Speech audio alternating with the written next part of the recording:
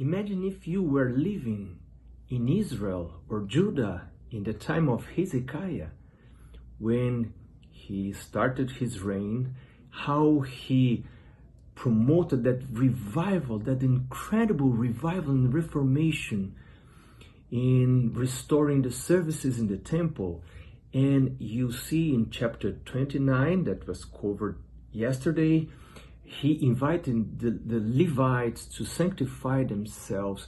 And you see chapter 29 is about sanctification, and now chapter 30, he decided to celebrate the Passover. He not only invite the citizens of Judah, but he decides also to include the Israelites, the northern part of the Jews. And then he sent runners. It caught my attention because I like to run, and I imagined myself running and inviting people to come to the Passover. And they said, "Now not be stiff-necked as your fathers were, but yield yourselves to the Lord and enter his sanctuary, which he has sanctified forever, and serve the Lord your God," and so on, so on. But the sad thing is that many of them laughed at the runners, mocked them.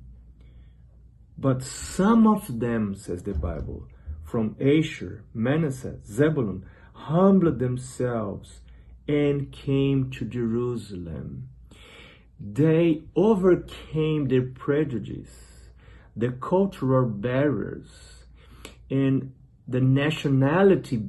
You see, they were fighting against each other, those two nations, but some of them were loving the Lord so much that they said, "We will go to worship the Lord anyway. We need the Lord. We will not believe that those barriers, those prejudices we have raised against each other will prevent us to seek the Lord together. We will go there." How humbling and was that experience, and they humbled themselves.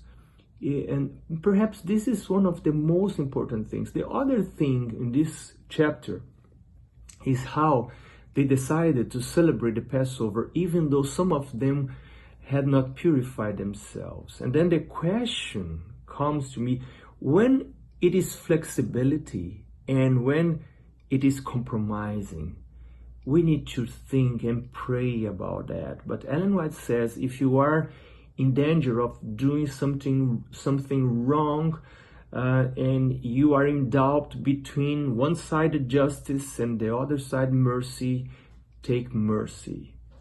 And I believe this is a good rule for us to follow as leaders in an institution, as leaders in our family. And so may the Lord bless you today, so that you may use that rule between justice and mercy. If you cannot be sure about which side you will decide, take mercy.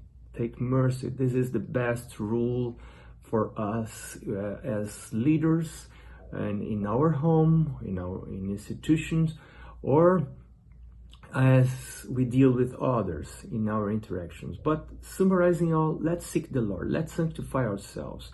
Let put ourselves in God's presence and be with him, and join others that are also following God. May the Lord bless you and make you a blessing today.